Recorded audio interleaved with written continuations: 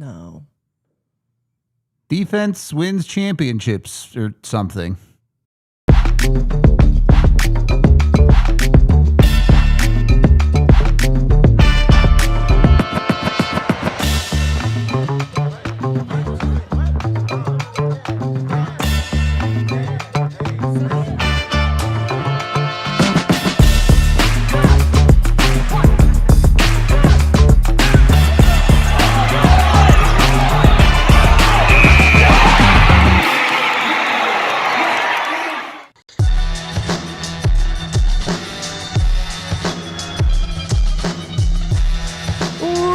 Going on, everyone? Welcome into the DNVR Avalanche Podcast, live from the Xfinity Studio and brought to you by Benny Hanna.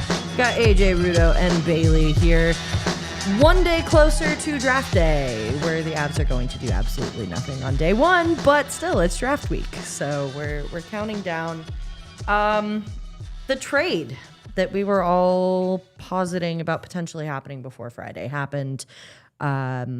We did an emergency show yesterday where we broke it down superficially. If you have not yet checked that out, go check that out after the show, obviously. But we're going to break that down just a little bit more and dig into some other potential trade options in today's show. But first off, a little bit of news from the Avs world today. Development camp dates have officially been released. Not a whole lot to say about it, but we've got a set dev camp. Yeah, can they stop doing this on July 1st? It is free agency day. Yeah. You could just wait till July 2nd to have your camp. Like, genuinely so annoying. And it's not like the draft is scheduled in such a way that they have to run them into each other. Yep. Because in the past, that has been the case. The draft is over the weekend. It's on like June 28th or something. Those guys are all, when they draft Europeans, those guys are in North America. You don't know when you're going to get them back. They're here, fly to Colorado, do dev camp for a couple of days. Everybody takes pictures. They get to get a bunch of NHL gear and get to pretend that they're NHLers for a few days and then back to Europe. Fine. Makes sense. This is like 5 or 6 days later. It's so silly. every team in the NHL has their rookie tournament thing now, basically, right? Yeah. Why not just wrap all of this in together? Have a 3-day camp before your rookie tournament for all of your prospects, and even the ones that aren't going to be participating in the tournament can just go back to wherever they're going then. I like the dev camps more than I like the rookie showcases for actual development. But I'm saying you can From our perspective, you can do both. Games are better. You can have the 3 days of camp leading into the rookie tournament. Well, that's what rookie camp is. Yeah, I don't think you need another public development camp. Obviously, you want to be working with the kids as an organization, but you know this though. You're not allowed to have all those guys at camp. Yeah, but in the fall, surely you don't get to look at any of those guys. On our guys. way to that, given the new NCAA rules and what's happening with the until AHL. We're there. Can we just get there? I'm impatient. All right. No, well, it's not even impatient. We've been waiting for it for a long time. We've known with the way that money flows through college now. Yeah. Why is this a thing? Why do we have to have a conversation about amateurism? Why are we talking about, if a team pays for a guy to come to training camp, that's not okay. But the guy has an $800,000 contract at Penn State. Yeah. Like, it's silly. What are we talking? What? It truly, at this point, it's dumb. Yeah. It was frustrating before, but you understood based on the NCAA rules. Now it's frustrating. I like Dev Camp. I've always liked it. Same. I just wish the skating day is a tough watch. Don't need to have it when they have it. Yeah. And I like that they have started to embrace, like, hey, they need to actually be playing hockey. 3 days of us breaking down their stride and rebuilding it is Connor not going Timmins to do it. Punch the glass, sidestep, punch the glass. That's tough. Well, and then people be like, how'd Connor Timmins look today? And you're like, he can really punch some glass.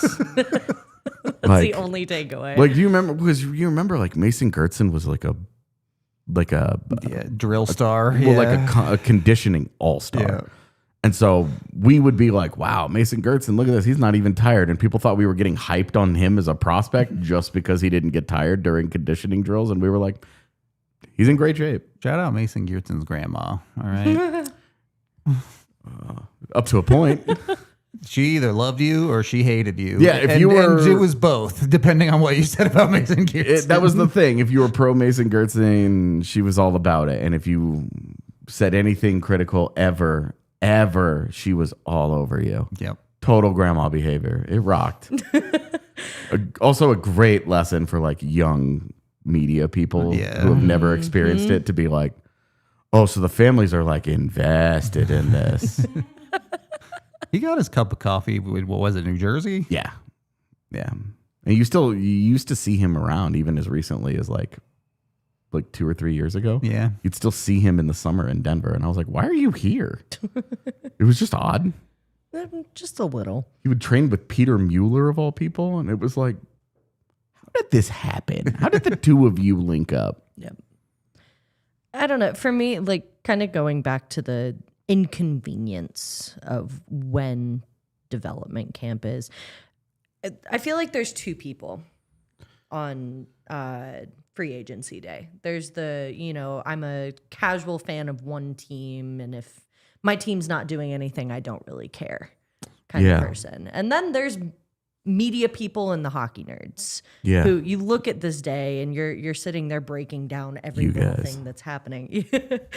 And I say this with pride too, because I am one of these people. We all are, but like you're sitting there looking at each thing that's happening this day, but there's also development camp going on and we have a job to do in that regard as well. Yeah, it's frustrating to have to balance. Really frustrating. Unfortunately, the balance this year, and look, we're still going to go to dev camp, do everything we do, but it's just not on the first. Right. The reality is, in all of my time covering the Colorado Avalanche, dev camp has never mattered less. Yeah, that's true. And like, it'll be cool to meet the new prospects that they drafted, another chance to see Del Elche. Like, there'll be fun stuff to do as hockey nerds at dev camp. But we're not talking about a Cal Ritchie, a first round caliber prospect. It would be really nice if Gulyev was there. He won't be. I'm not expecting that to be the case. But they have snuck some Russians into those dev camps before. It's true. In non-draft years where you're like, okay, like the KHL season hasn't started. You're a first round pick of an organization. Like, in my opinion, he should be there. I don't disagree, but that's not how it goes. Yep. You're Very right. protective. So, yeah, just wanted to bring that to everybody's attention. And you bring up a good point with Del Elche. I know that's your guys' guy. More him than me. Not that I don't like him, but AJ's all about it. Yeah. He's Sam Malinsky. Similar. He's college Sam Malinsky. I mean, he's obviously not NHL Sam Malinsky, but he's real good.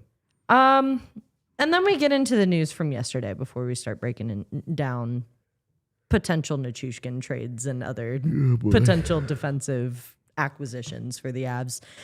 Now that we've had a night to sit on this, have thoughts changed? Have you looked at this trade any differently?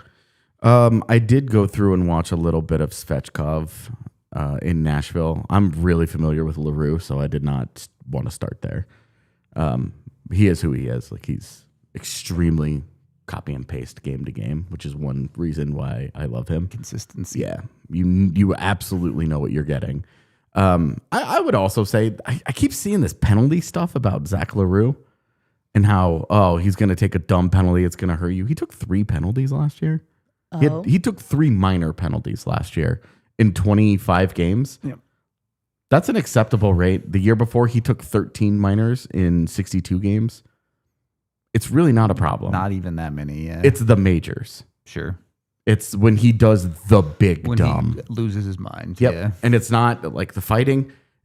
He fights a lot. He sucks at it. He's not a good fighter. But I love that he'll, like, if he can stand up for some teammates and he'll take on some of the fights that Josh Manson has been, save some of the some of the mileage on the knuckles for Josh Manson. Good. I don't really care if he loses the fight. That's fine. Yeah. See, that was going to be my point is like, are you okay? And see, because Josh Manson has a reputation of winning. Oh, yeah. He'll beat that ass. Yeah. Yeah. And it's fun. But like for me, it's kind of the same message. Cody McLeod made an entire career out of losing fights. Sure it was did. fine. He was a valuable NHL player for a long time, and he won maybe 5 fights. Like, he was not good at it. The more we talked about it off air, the better I feel about it. I already felt good about it. Yeah. But like, whenever the Avs make a move like this, I do my best to temper expectations, because trying to overhype a guy is just setting yourself up for disappointment, right? For sure. But with the two guys they have, I just feel really good about one of them is going to work out. Like, maybe both, maybe none. Those things are on the table, but it feels pretty likely that they got at least one of these guys right. And you're talking about pretty easily replacing what Jack Drury gave you, if not what Ross Colton gave you, as far as offensive production is concerned. Yeah, I started, you asked about this, and I started with Svechkov and ended with Lohrei and just blew right through Svechkov. I went and I watched a bunch of his shifts. I looked through his line mate data. You know what his most common line mate was? No idea. Tyson Jost. Oh. So just a marginally better situation in Colorado for him. We say that, right? But it was a weird situation because it was Tyson Jost, and then it was Luke Evangelista. Steven Stamkos was his fifth. So he was just kind of around. And this is my Plug and point. play. And these are common line mates. I looked over his 2 years in Nashville, not just 1 year. But the biggest thing for me is that he didn't have a consistent job. They sort of settled on, well, now you're going to play 4C, because they didn't know what to do with him. They stopped trying it. They stopped moving him around. And then you go and you look at the numbers. His numbers alongside Evangelista aren't great, but alongside all of the other more offensively tilted guys, the underlyings are all really solid. The goals are really solid. Like, he's breaking even or better with all those guys. You look at all of his underlyings alongside depth guys, and they're all bad. And you look at him, you watch him play the game. He's really good at transporting pucks, defensive zone to the offense, through the neutral zone, with possession, through the middle of the ice. Oh, so like one of the things that the Avs love to do the most. Yeah. You can see where stylistically you go, that's an Av. The scouts he's hit fast. with this one, yeah. He's fast. Like, it's they identified a guy that is at this point kind of a distressed asset. They traded a really good, proven fourth liner for a guy who could end up in Colorado's middle six for the next 5 to 7 years. Like, I still don't know if I'm buying middle six, but third line, yeah. Third line is technically. You're right. I mean, There's a difference between a third liner and a middle sixer. But like, Ross Colton was like a middle six guy for them with third line production. Sure. I mean, which version of Ross Colton are we talking about? The first year Ross Colton, middle six, totally. The other 2 years, I know he played up in the top six at times, but that's he found a way to still contribute in ways other than scoring. He needed to score more, and that's going to be the thing with Svechkov. The production is going to have to follow the opportunity. Otherwise, the opportunity will go away, and it will go away quickly. I agree the production needs to follow, but you're not looking at him necessarily, I think, to be the scorer, right? No. You're looking at him to be the setup man for Nick Waugh, Nazem Kadri, whoever it ends up being, the shooter. But there's a reason we're really honing in on the fact that he can move the puck. Yeah. He can move the puck. He can find space. He's got a really good vision. Works really well in tight spaces. This is not necessarily a guy. I mean, sure, he's got a decent shot at times. He can find the back of the net. But if you're looking for a specific role out of him, that's not it. Yeah, for me, I'm kind of earmarking. I want 10, 15 out of him. I want 10 goals, points. And 15 I'm not assists. Be picky. Give me 25. If it's more like 10 and 20, then you know things have gone pretty well on the third line. Yep. He's not going to produce that on the fourth line, but you put him. Parker Kelly scores 20 goals on the fourth line again. But he didn't. I know who's up the line. It's the same thing where I saw a bunch of Avs fans being like, Jack Drury's going to play in their middle six. And I'm like, that's a problem. The Avs tried that last year, and Jack Drury didn't do well. Yeah. He pops when he's on the fourth line. And that's with talent on his wings, right. too. Like, that's in a much better overall situation. It's Goof Troop City. So I'm a lot more comfortable with it, having actually watched Svechkov's, some of his shifts. I'm going to do a film room on both guys once we get through. Again, there's all the moves that are going to happen. I don't want to. I just don't have time. I want to get to it after free agency. As we talked about on the emergency pod, Svechkov's floor gets him in your lineup every night. And then it's how much juice can you get out of him? Yeah, his tendency for quiet games is going to be a big concern. I'm a lot more concerned that Svechkov ends up the bum in this deal because I just think that Lohrei is set and forget.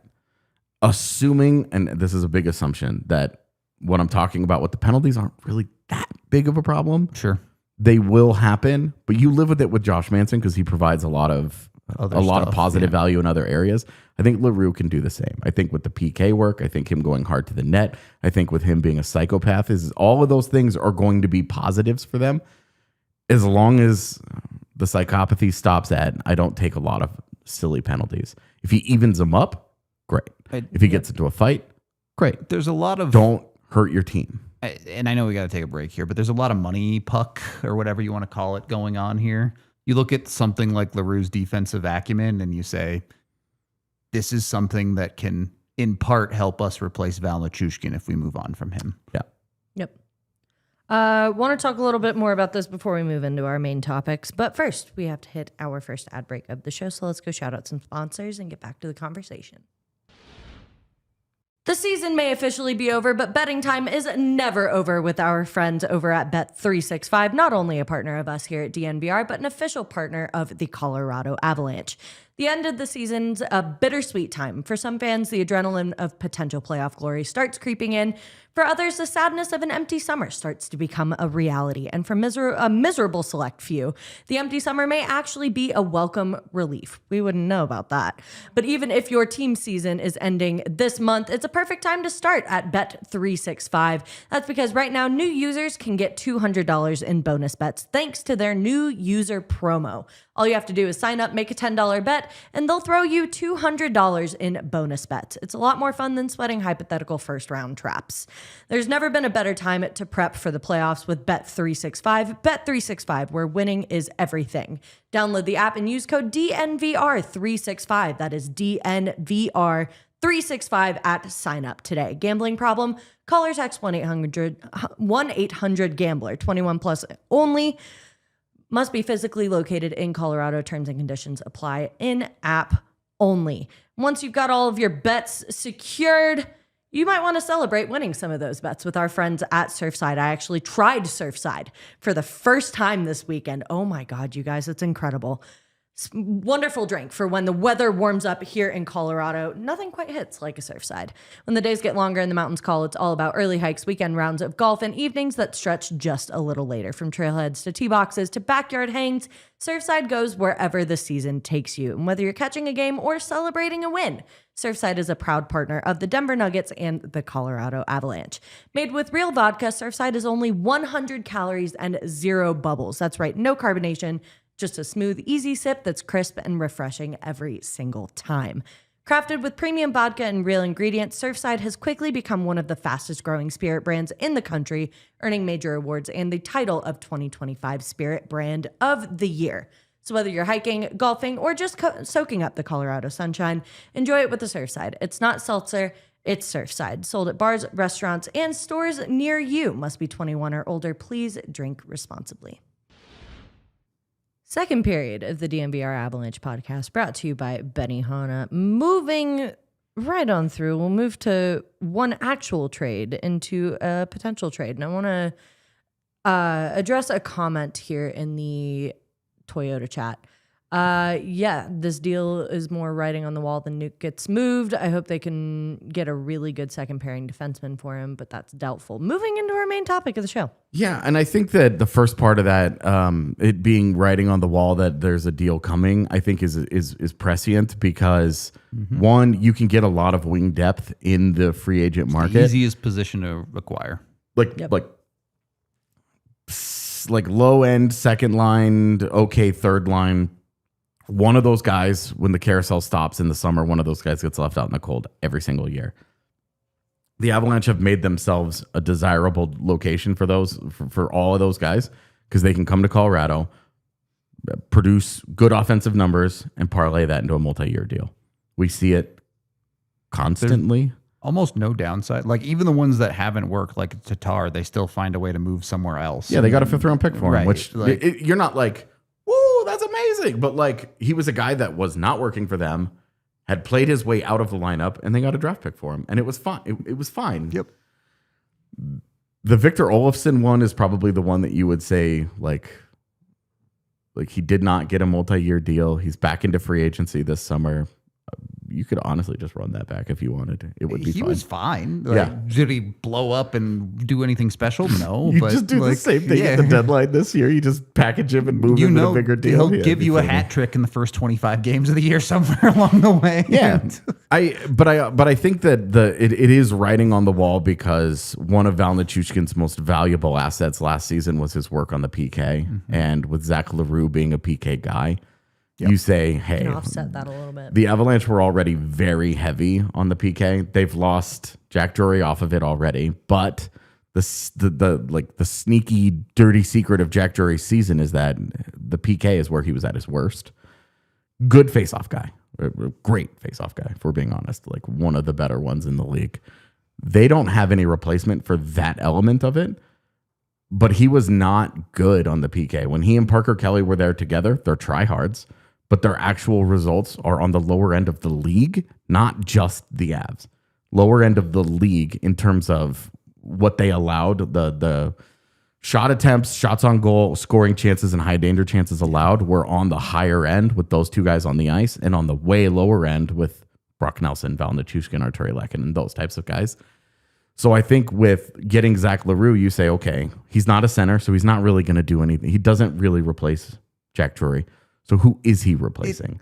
And that is where you look at Val Nichushkin and you say, that's the guy that I'm pegging to say, he could take that spot if Nichushkin goes. Fully agree with what you said, but I will say, obviously you need a guy to take faceoffs. Like you do need that. But the Avs have been pretty comfortable over the last couple of years running penalty kill forward pairings that don't have a real center.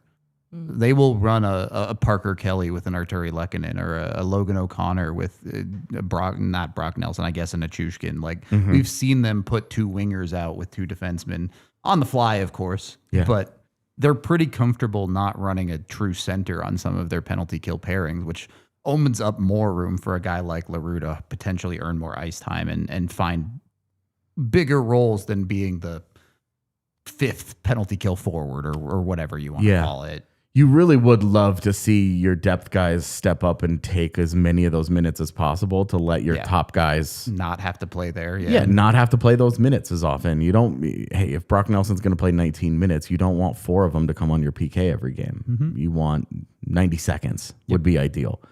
And with LOC, you have one of the best PK and defensive wings in the NHL already. You put him next to a Zach LaRue and Parker Kelly, and like you start building it out, and you don't have as much of a need for Val Nichushkin, Arturi Lehkonen, even a Gabe Landeskog at times, like those types of guys, to come down off of your top 6 and say, okay, let's do this. Now, if they're among the best in the league, like Nichushkin was last year, it's a lot easier to justify that. Yeah, you just keep going, okay. Nelson and Nichushkin weren't on the ice for a PK goal, like an actual 5v4 goal, for like 50 games last year. Like it was an insane run that they had. This sounds like great trade value pumping to me.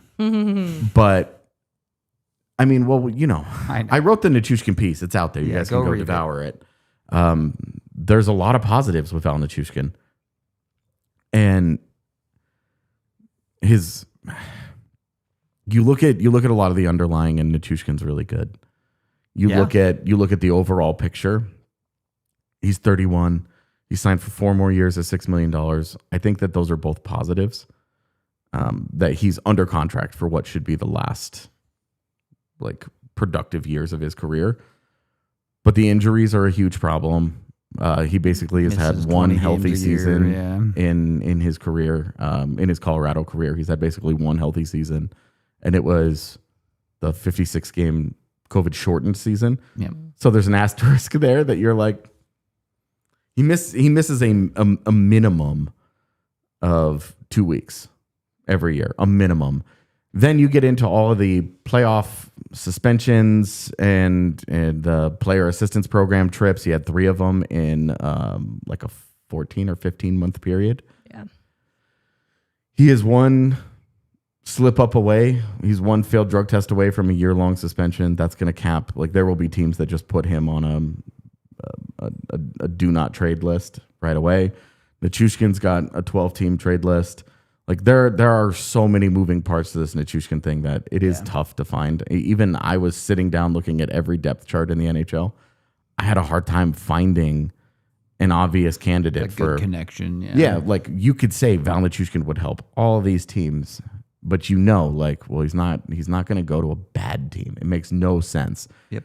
I know we're going to start getting into defensemen that we think could be trade partners. I can just start with Marcus Pettersson because we can take it off the board and say, what does Val Nichushkin do for the Vancouver Canucks? It makes no sense, right? Like it just does not. You look at why would Vancouver do this? That's not the deal that they would want to make for Marcus Pettersson. And I've heard that the Avs are kind of lukewarm on him anyway. Sure. Where they're like, yeah, he's big, but he doesn't do anything offensively. And we're worried about his game going the way of Ryan Lindgren, where as soon as his body breaks down, it's over. He stops being effective. So there are so many teams that you can just immediately just lop right off the top and say, if they're not competitive, this doesn't make sense. So all of Canada. That's an entirely not different all of conversation. Canada. I have one Canadian team on my list that would make sense to me. Montreal? No, it's Ottawa. Oh. Is Val going to be okay with that, though? I really don't know. That's the question. Like, is he good with it? Because I think there is, from the Avs side, a move with Ottawa does make some sense. Yeah, and I like it for them as they try to replace like the big, like they got William Eklund to replace Kachuk's offense. They can get Nichushkin to replace some of the like big guy stuff that he does, and Nichushkin is in no way similar in how he plays to Brady Kachuk. He's not a very physical player, but he hunts pucks and he makes life hard for the opponent, and he's big and he's rangy. He does a lot of things really well. I look at that and I wonder about a guy like Tyler Clevin, who is a monster defenseman. He is big. And that's about all there is to say about him. Like, I'm not buying stock that he's actually second pairing good, which is kind of the problem that we've been running into. We can find a lot of third pairing guys. You can't find a second pairing guy that a team, one, would feel comfortable moving on from, and two, makes sense as a trade partner for Colorado. No. Yeah, trades are hard. We can sit here and speculate about packages you want, this, that, and the other thing, and then reality hits of what's actually available and what actually makes sense. Yeah, and I wanna stress to people, when you're coming up with fake trades, the best approach, ask if it makes sense from both teams. Not just you as an Avs fan going, oh, I really like this for them. Like in the comment section, Jake Sanderson, why would Ottawa do that? He's a Norris caliber defenseman. He's their number one for the foreseeable future. Yeah. Thomas Chabot would only make sense if they were getting a gigantic return and a balanced salary for them. Right. We've heard that they've been interested in moving Chabot because of that reason. Val Nichushkin doesn't give you that reason. It's not even close. Great advice for our Roast My Roster coming on Monday. No. Ignore that advice and keep doing dumb shit on Puckpedia, because that's more fun for us.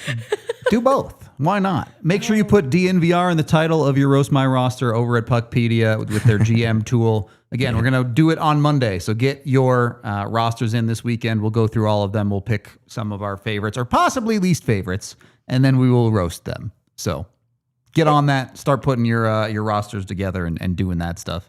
I know it's always fun. Everybody always likes this time of year when we get to do this stuff. So I'm excited in particular to see some of the more like extreme ones and just throw those out to you guys. Be like, so how stupid might this be? Yeah, our scale next week should be the stupid scale, like 1 to 10. I'm down. Yeah. Okay. How many sevenths are going to get traded for, though? They're gonna get rid of all of them just to make AJ mad. In the past, pandering has worked. This year, pandering will not work. I think we should do a score from -10 to positive 10. I like. And then this if there's a lot. one that's like meh, then you can just put it at 0. Cool. I like this. We could have a little garbage bin too if it doesn't. Perfect. Yeah. Then we can light it on fire. Yeah, It's let's- all, you know. Let's get a bunch of paper. Let's write them all down on paper. That way we can do a bunch of stuff with it. Just really prop this thing out. We're going to hit our second ad break of the show and dig a little bit more into some of these potential defensive trades for Val Nichushkin. We might not be in the Toyota Lounge here today, but you're always going to want to get with our friends at Toyota, not only the official vehicle of us here at DNVR, but the official vehicle of the Colorado Avalanche.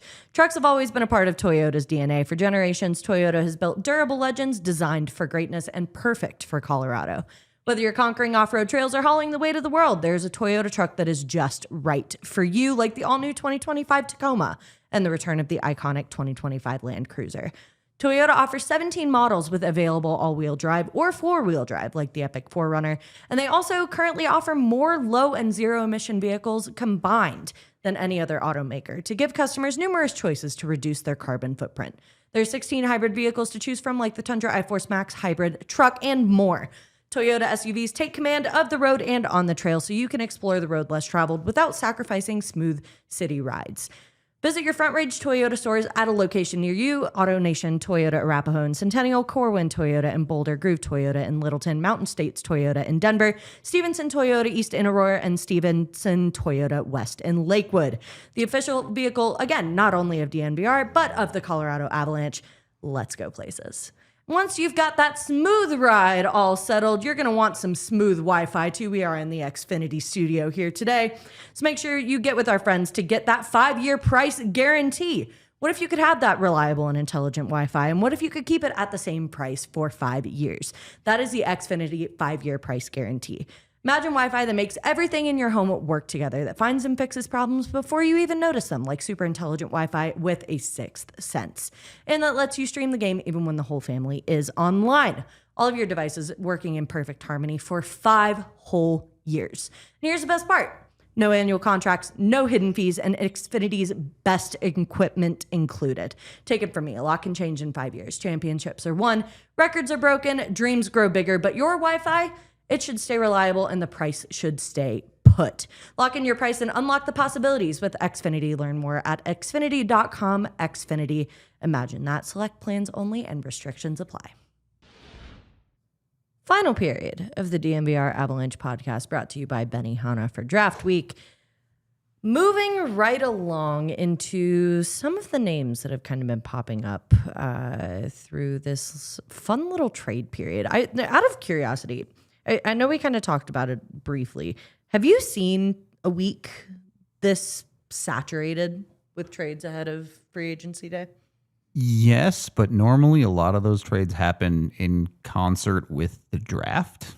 Yeah. Like normally teams, and I know the NHL has gone away from the unified everyone's in one place draft a little bit as of late, but with that draft floor scenario, teams get talking, things get done.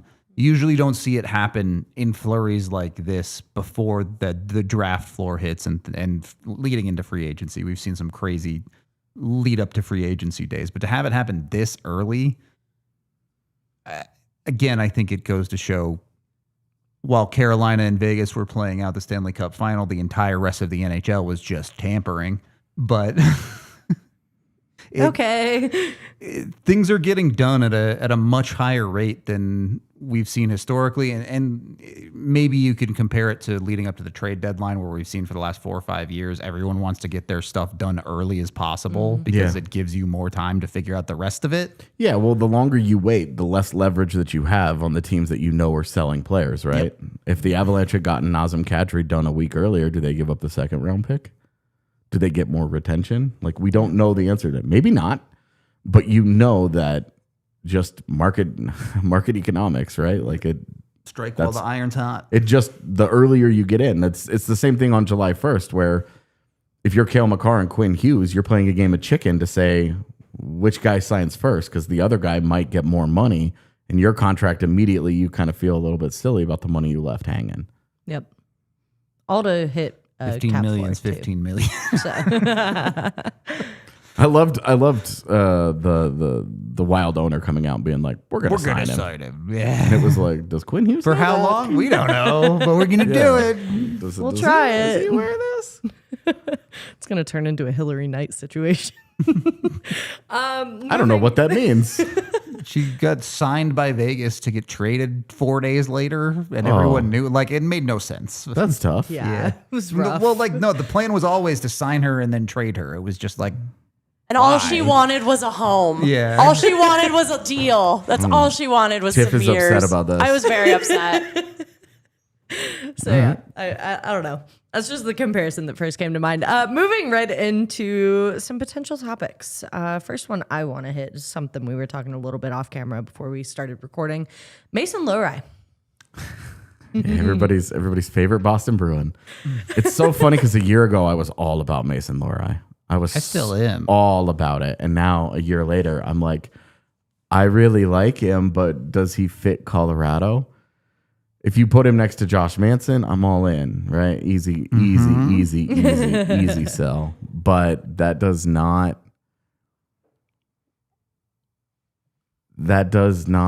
really solve your true problem, because he's a good puck mover, but because people see that he's 6'5", they think he's like big and bruising. But you're closer to Bailey. Before the show, you mentioned, so he's Brent Burns, and it's like, yeah. Yeah, I mean, like he's I get, better defensively than Brent Burns. and this is the I don't point know I was that going to he bring is. up. He I is think a he is. younger, maybe a little more defensively reliable Brent Burns, and I say maybe a little bit more. Take that with a grain of salt, Yeah. because he's got that offensive prowess. He's just not very physical. He doesn't use his size to his advantage. He's just so soft and not like, Totally true. hey, Not he's arguing he's not a physical guy. I mean, he is straight soft. There are guys that are effective and they're not physical. Mason Lohrai's lack of physicality is a really, really big pockmark in his game.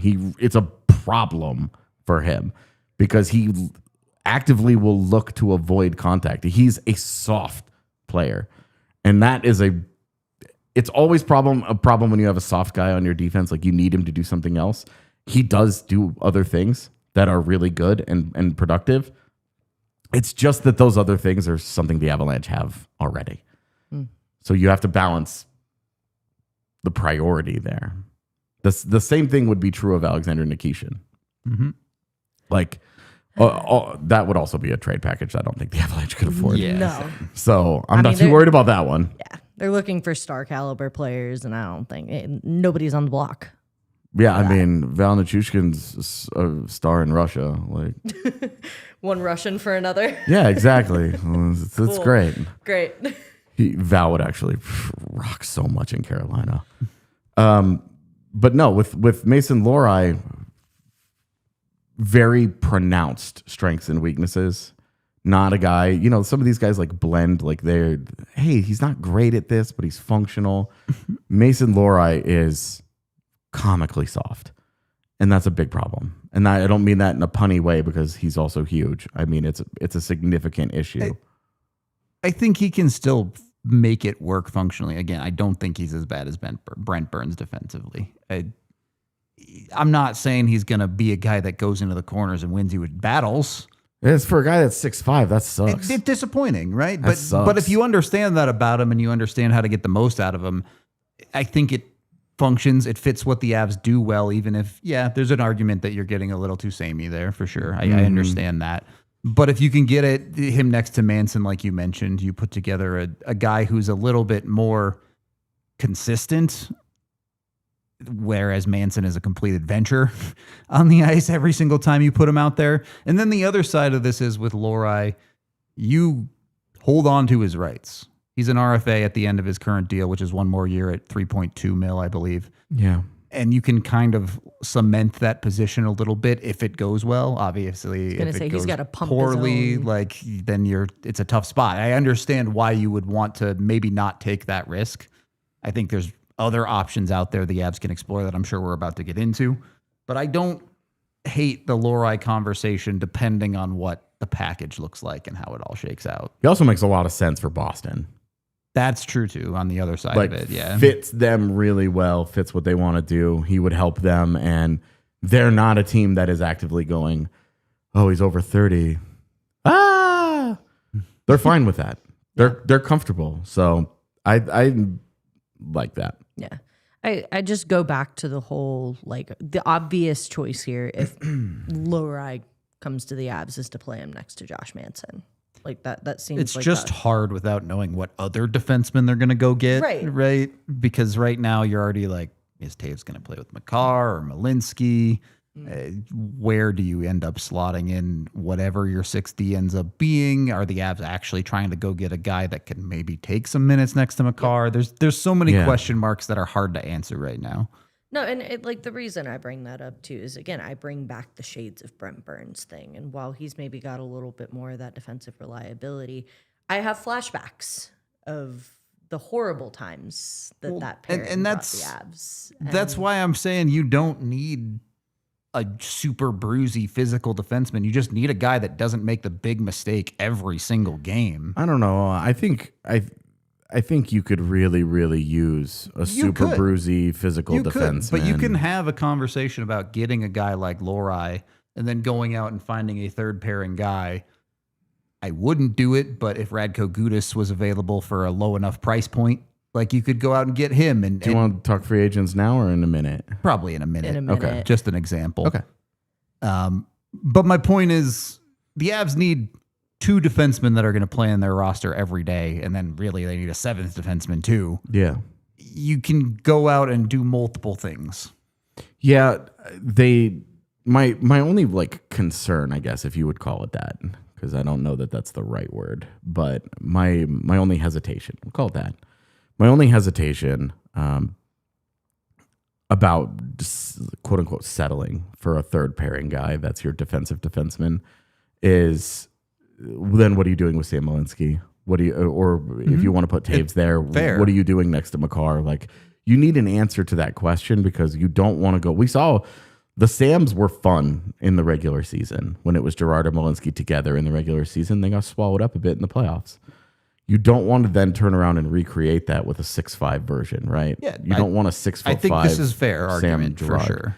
But if you have a Lohrei and you use Nichushkin in that deal, and you have a Lohrei next to Manson, then you could combine that with a free agent. You could say, hey, we're going to bring Brett Kulak back, or you could go and get a Mario Ferraro, which, but I don't know if I love that, right? But it depends on what Mario Ferraro signs for. yeah, and those the math will be Very a big thing there. But if your left side is Taves, Kulak, and Lohrei, like, you certainly feel pretty competitive there. Yeah, and again, in a perfect world, okay, I'm gonna go trade Val Nichushkin for whoever, Jacob Slavin. Like, if everything was on the table, you would make a different move than what is actually available right now. That's the problem. Yep.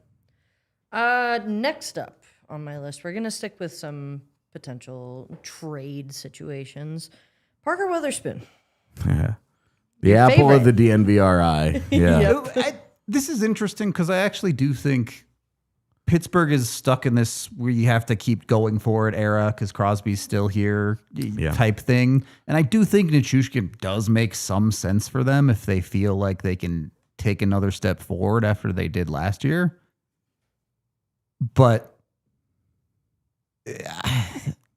personally, I don't see them wanting to move Wotherspoon, but what do I know? Yeah, this was my problem when I wrote about it in the Nichushkin piece, because I had Wotherspoon in there of, why does Pittsburgh do this? Yeah. That's my problem. And but from the Avs perspective, a guy like Wotherspoon makes a ton of sense. Maybe you can see him playing up the lineup a little bit. Yeah. You have some reliability there, gives you some stability in your middle of your defense, where up and down, like I mentioned. The thing with Wotherspoon, though, is that he's already 29. Yeah. So it's not like another guy that we'll talk about here in Chicago in a minute. A lot of younger guys have been part of this conversation, but Wotherspoon's 29. So you're like, even if Pittsburgh is saying we're not moving that guy because we want him to be part of this competitive window, how long is that? can't be You're that going much longer. you're going year to Yeah. year with guys like Letang and Malkin, and Crosby is clearly starting to show the slippage. Yeah. So you're saying this might be the end of this. Like this might be the last year, right? And they made the postseason kind of in spite of themselves last year. Yeah. I wonder if they still say, because they are still shopping like Brian Rust and Ricard Raquel, those types of guys. And I wonder if they find a deal that they like for one of those dudes for a defenseman that is going to be a little bit more of a longer term solution. Makes it more expendable. Say Sure. say Raquel goes back to Anaheim for a Minchikov, right? Sure. Then suddenly you look at Parker Witherspoon and you go, we can afford to move on from him. We can balance this out a little bit. We got younger on the defensive side, which is more valuable. We're already in the room of they need to make a trade so they can make a trade with the Avs. This gets course. really hard. Yeah. When you start jumping through this many hoops, you have a problem. Yep. But it's not entirely off the table and unrealistic to think that this could be a fit. It's just it has to be something that Pittsburgh is willing to do. And that's my biggest hesitation with it. Otherwise, I think Nichushkin would be great there. I think he'd be really good next to Crosby.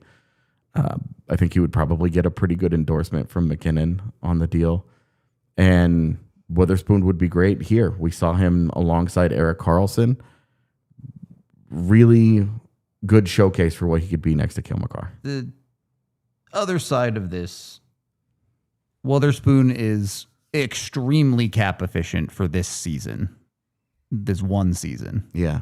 And then are you treating this as a rental? Are you trying to re-sign him immediately? Are you Yeah. seeing how it goes? Yeah, I think that is next year's problem. Okay. Fair enough. Like, frankly, That's fine. I'm good with that. The center, like, what are they going to do at center is always that part of the conversation too. Like, of course. Hey, we'll figure it out next year. Having a guy that you believe is more than just a third pairing guy in Wotherspoon for $1 million against your cap would be incredible value for where the Avs cap situation is right now, right? Yeah. That's why you're interested in the player, but you're also interested in the impact of if you moved Val out and you brought Wotherspoon in, you free up $5 million more of cap space to go do more stuff. Yeah. So it's hard to speculate on, well, if Pittsburgh does this, then the Avs can get Wotherspoon and then the Avs can do this other thing. And Yeah. there's so many moving pieces that it's really hard to all put it together. It is. It's really hard to put it all together. That's the big thing with the Nichushkin deal. Any Nichushkin deal that we're trying to talk about, it's hard to put together for. He's a really valuable player. He's got really big red flags that you worry about. Yeah. He's got a little bit of trade protection. How do you move him to a team where it makes sense? You know, we know that Detroit has been really interested in him since the deadline. Mm-hmm. They're interested in him now. Detroit is Been asking a for couple them. of East Coast teams that have been interested. Yeah. Detroit wants, fortunately, there's a ton to pick from, Right. but there's not a ton of talented players to pick from. Yep. If it was going to be like Marco Casper and then some bad money after that, I would be interested, but it depends on what the bad money is, how expensive it is. Yeah. And then that does not solve your problem. Right. How much money are you getting back? You're trying to clear out some salary here in this deal, or find a defenseman that is already on a contract that you go, great. Cool. Done. This spot is locked in Yeah, now. exactly. So it's a hard deal to try and fit. When we were talking about Jack Drury, we were talking about second and third round picks feeling pretty good. Mm-hmm. And then they went out and they got two 23-year-olds who were recent firsts, Feels great. which doesn't really. I mean, Yeah, where they were drafted. Their draft stats Yeah. is totally irrelevant. It's just more of like a feel good thing. Guys with upside that And are cheap. Two guys who have been in the NHL the last couple of years, with LaRue being a little bit more. He played in the AHL and then also had injuries. Was also great in the AHL. He for the was. record. Yeah, he was really, really good. So that's It's a lot. it's a different kind of deal, Well- but it sort of made sense where you were like, replace 2 second round picks with two young players who may not be in the NHL in 2 years, or could be long-term The Avs contract making candidates. those moves on the forward side are also filling flex spots, right? These are not, hey, we need a guy for this spot specifically type of moves, as opposed to Nichushkin for a defenseman would be the Avs are looking for something specific to lock that part in for their lineup, whether it's Wotherspoon for a year as a trying to go all-in move or something longer term. The Avs aren't trading Val Nichushkin for a defenseman that's like, we'll see. Yeah. They want something good now. Yeah, and that's where the Tyler Clevin conversation is a lot tougher because he's been behind Sanderson and Shabbat, and he's been a third pairing guy. You're projecting. You're saying he could be a second pairing guy. But that's, what you're talking about with they don't want to trade him for a maybe.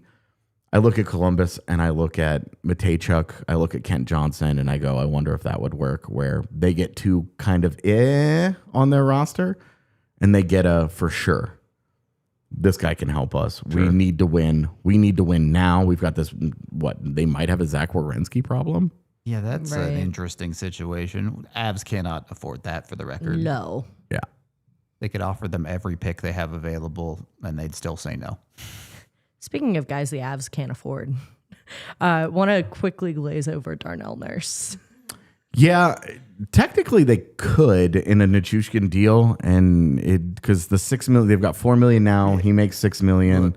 Nurse makes $9 million. Edmonton would have to eat a little bit of that money, say $1 million, $2 million of it, to really make it work. I'd have to be more for the Avs to actually be interested. I think there would have to be other moving parts. Yeah. Like I would consider, I don't know, I'm not looking at the roster, but I would probably try and throw them another guy.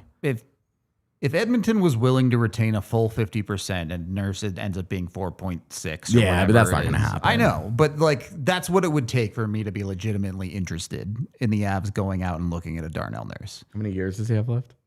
He's 3, got 4 years left? No, they're not going to do that. Right. Yeah. And that's why Hence why I say. Yeah. it's why the conversation is dead on arrival, because Yeah. to make it work for Darnell Nurse just requires too much. Yeah. And for me personally, I like the player. I wouldn't he'd be have a fine problem as with a the guy player. who got protected minutes, right? But I don't think people would hate on Darnell Nurse the way that they do if he was didn't making have a $6.5 million contract. contract. Yeah, agreed. Like, yeah, he's still made some big mistakes in big games, but they all have. Yep. Moving right along, you did mention a certain Chicago defenseman, Alex Vlasic. Yeah. I didn't even name him because I'm open to Chicago defensemen in general. Is Vlasic the pie in the sky guy? He is. I wrote in my piece today that this is the dream. Yeah. Trying to find a way to pluck Alex Vlasic out of Chicago would be the dream. He's been a top pairing defenseman for them for the last few years. I don't know. He's only 25. And he's signed for 4 more years at $4.6 million. Those are all like, I would do whatever. Yeah. Right. Like, I'm not going to get irresponsible. I'm not going to be like, have Marty Natchez. Like, I'm not going to do something stupid. Nichushkin and our entire pick roster, whatever you want. Like, you want all of the picks for the next 2 years. Like, we've got so seconds many and fourths thirds. and fifths. You want all like sevenths this year? Like, could buy into do the it, bid man. for our sevens. Let's do that. it. That sounds fun, right? Like I would do something irresponsible because he's that good of a fit at an important part in your roster that whatever it costs you, you can live with. Yep. You could just live with it. Yeah. So I would start with Nichushkin and be like, what else? Yep. And then, you're at the dude, where's my car at the ordering the window, and she's just like, what else? And what? And what else? And what else? And what else? And, then, you're just like, and yeah. then, and then that's it. I should really watch that movie. And then be like, all right, great. We've given you 19 things. Give us Alex Vlasic. Like, that's where I would be. For the I would be record, irresponsible for him. Chat bringing him up, I think the Avs should have nothing to do with Kevin Korchinski. A guy that I actually like. But one, what does his development curve look like? We're still kind of waiting for him to take that next step. And two, the development curve he's supposed to be on is a guy that the Avs already have 3 of. Yeah. Fair. Yeah. Because I wrote in the piece today, Korchinski is not Nichushkin. Yeah. But that's a reclamation project that the way he plays the game, you could talk yourself into it. Like, it would be interesting. I would be, for Nichushkin, I would absolutely have a Sam Rinzel conversation. Far more interested in Rinzel than But Korchinski, for sure. Right-handed, how does all that work out? Where does he fit? What does Someday he do? Bednar's going to have to get over 3 lefties, 3 righties. Like, Yeah. Like I would, like, I don't even think Chicago would be interested in something like that. I don't think but so either, but they need a winger. They're desperate for a winger. They might be missing out on Matthew Nyes, which I think would probably be a good thing for them. But with Nichushkin, like, they need to start to win. The Bedard thing is getting to be a problem. Yep. So they need to. They want help. They want players. They want whatever. surely like, that Boehm Byram trade is the signal that it's time for them to start getting players. exactly. Like, they decided 4th overall. It's not about the draft. It's about, we don't want to wait. We don't want to continue to wait for these kids. We want to go. Yep. That's where I think the value is in a guy like Nichushkin. He's better than any wing that you can go out and get in free agency. Yep. As we start to sort of dive into free agents, RFA Pavel Mintyukov was somebody I also wanted to bring up with you. Yeah, guys. both Olin Zellweger and Pavel Mintyukov would be good fits in Colorado. I really like Mintyukov a lot more than models do. My eyes watch him and go, he needs out of that environment yesterday. He needs to get the hell out of Anaheim. Greg Cronin didn't do shit for him. And Bill then, won't even play him. yeah, and Quenneville's just sitting him, and then they're playing no defense as a team. That's I'm like, get him the hell out of there. Bring Get him him. Yes, here. exactly. And Nichushkin fits the exact type of model that Anaheim has looked for players in the last couple of years, where veteran guys that can augment their kids and keep them competitive. And he would be really good under Coach Q. in my head. Mintyukov is just a better version of Lohrei in every way. I don't know that I agree yet, but the potential to be there is Obviously, if he yeah. flops, he flops. But Yeah. on that side of it, I would love Mintyukov. I think he'd be a perfect Av. But Yeah. Yeah. I just don't know how realistic acquiring him is for the Avs. And Zellweger is a guy that is very much on the block, but do you need another 5'10" slick skating puck mover? Right. Do you really need that? I think No. the fit has always been good in Colorado, but redundant. Yeah. That redundancy becomes a problem. Yep. You don't want to continue As to we've do talked that. about with so many of these guys. Yep. As we start to wind down things here at the DNVR Avalanche podcast, moving right into free agents, because obviously, I mean, the ideal scenario is to move Valeri Nichushkin and get something in return Yep. that makes your lives a little bit easier. But in the event that this maybe becomes yet another cap dump and you have to look elsewhere on the free agency market. Cry. That's fair. It's but that the free agency market is that bad, especially when you look at some of these top guys like a John Carlson, and they're very open about how he wants to go back to the East Coast. Yeah, we could skip John Carlson. We don't need to talk about Brent Burns, Tony DeAngelo. if you bring up Jacob Trouba, I'm going to cry. Well, like Jacob Trouba, I would have a conversation about to see how much does it cost, because you saw success with Josh Manson on the left side last year. You would definitely be bringing some snarl in. It would definitely be bringing some nastiness. Trouba for cheap, but you're having the same conversation we had about the wingers, right? To be efficient, this is a guy that's going to get signed on July 12th or something for the Avs, of what's left over and what they can get on a realistic contract, instead of some team making a mistake on July 1st for one of these guys. I think if the Avalanche are giving multiple years and money to a guy that isn't Brett Kulak just because they know him Sure. as well as they do, on July 1st, there's a good chance it's a mistake. Yeah, agree. It doesn't even pick a guy. And there are guys I don't mind, again, if the price is right in free agency. Yeah. Trouba, I actually don't hate Gudas, although he's probably going to get overpaid, so it's probably not going to happen. Yeah. Ryan Shea, I think, is the landmine that I'm looking out for and saying, wow, these the underlyings are bad. You wonder about, again, stylistically redundant, but a guy that the Avalanche have liked and talked about in John Klingberg. Logan Stanley, you talk about landmine. It's a big-ass landmine. Nope. This Big pod's guy. going to crash out if that happens. Mario Ferraro is a guy that I really like a lot. Not when he signs for north Yeah, of 6. But when he gets the Lot of contract he's money. probably going to get in this summer, I'm going to be like, not for that money, I don't. Yeah. No, too expensive. No, sir.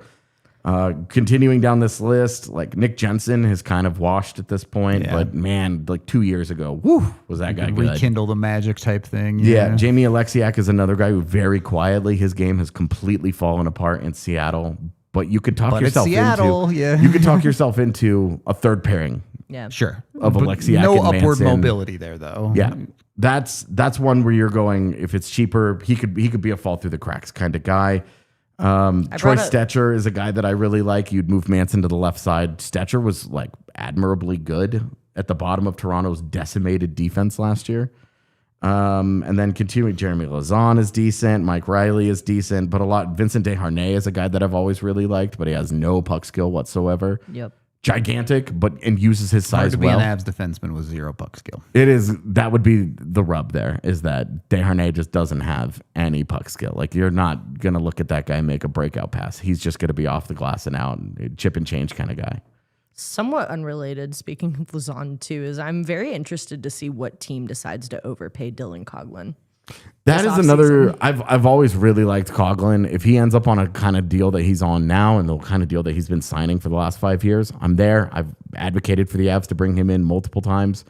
I'm there as long as it's, I would say, under 1.5 million. Right. Like, I'm not paying more than that for that guy.